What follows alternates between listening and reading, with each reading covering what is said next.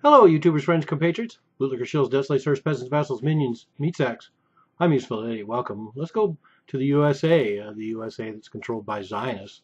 And let's just say that right off the bat because we have this new Senate bill and then a companion piece in the House of Representatives that got passed unanimously. And it's called the Anti-Semitism Awareness Act, or AAA. And personally, I prefer AAA, the Automobile Association of America, but now we have AAA, the Anti-Semitism Awareness Act.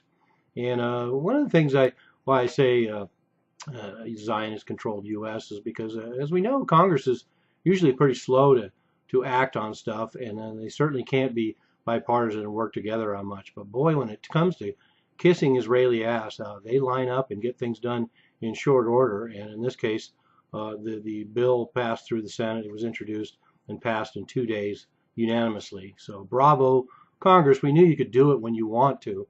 And so anyway, of course, the usual legislation. It was sponsored and serviced by AIPAC and the Simon Wiesenthal Center and other Israeli Zionist propaganda front groups, and specifically the Anti-Defamation League, who apparently even helped craft the language of the legislation.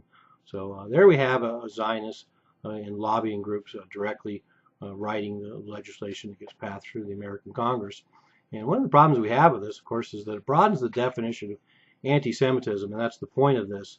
There's been a lot of backlash against the boycott and divestment movement across the world to basically hold Israel responsible for their occupation and do it through labeling of products that come from Israel or Palestine, and then often boycotting and divesting from the country because of these policies.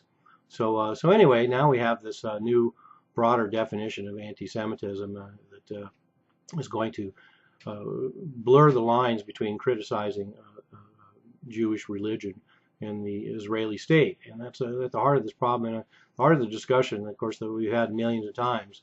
And every time I've done a video on Israel, I have to take the outrageous slings and arrows of all these Israeli shills that come after me and call me an anti-Semite just because I criticize the policies of Israel, and that's so far from the truth.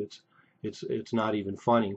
I spent 40 years, 50 years studying culture and literature and art and music, and I have 2 college degrees, and most of the time I've spent studying the works of great Jewish thinkers and artists and writers around the world. So let's get that clear. I fucking love Jews, but I do criticize the policies of the country of Israel, and I have every right to. So this whole idea of blurring anti-Semitism to be any criticizing of Israel, and the language they're using is based on a State Department memo, and basically it's the idea of demonizing, delegitimizing, and applying a double standard to Israel. And I find that really amusing that they talk about applying a double standard to Israel compared to other nations, because the fact is the real problem is that the same standards that are applied to other countries in the world are not applied to Israel.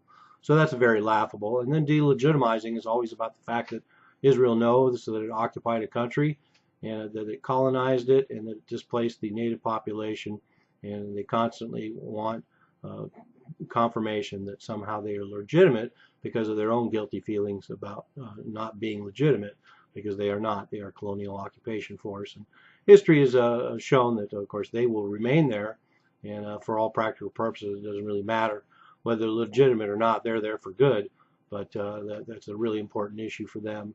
And then the demonizing. So it's okay with all the demonizing about Muslims that goes on worldwide, particularly that's fomented by Israeli-backed propaganda groups all over the world, including here in the United States, that do nothing but demonize Muslims.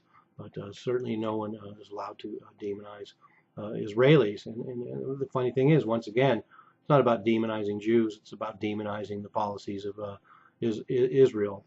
And one doesn't need to demonize policies of Israel because a lot of their policies are inherently demonic.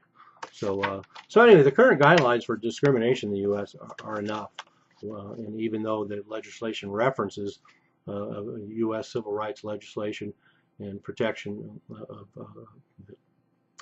Semites and Jews and the policies of Israel. Current guidelines should be plenty, but because of the sensitivity about the boycott divestment movement, and the fact that a certain amount of college students are very pro-Palestine, and because of alternative media are very educated about the history of that region and the plight of the Palestinian people.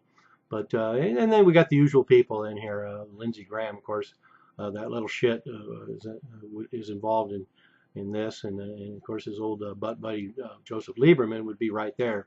But Joseph Lieberman is not in the government anymore, and that's where Lindsey Graham should be heading to. But the sniveling little shit's involved, and then Tim Scott and Bob Kerrey, of course, are also involved Bob Casey, I mean, are also involved in supporting this. So it's bipartisan, and they all got on board, and very dangerous, very dangerous. We're giving extra protection where it is not needed just because of the prodding of the Israeli state, and so we're going to have broader definitions. So it's going to be used to attack any reasonable or unreasonable discussions of Israeli policies in the Middle East, certainly on college campuses and in the media, and that's what Israel wanted. So freedom of speech is getting a little bit more curtailed, and special interest groups are getting a little special coverage, and that's what this is about. So anyway, continue making this argument that criticizing the policies of Israel has nothing to do with anti-Semitism, and I could really give two shits about their religion, except for the way that they use it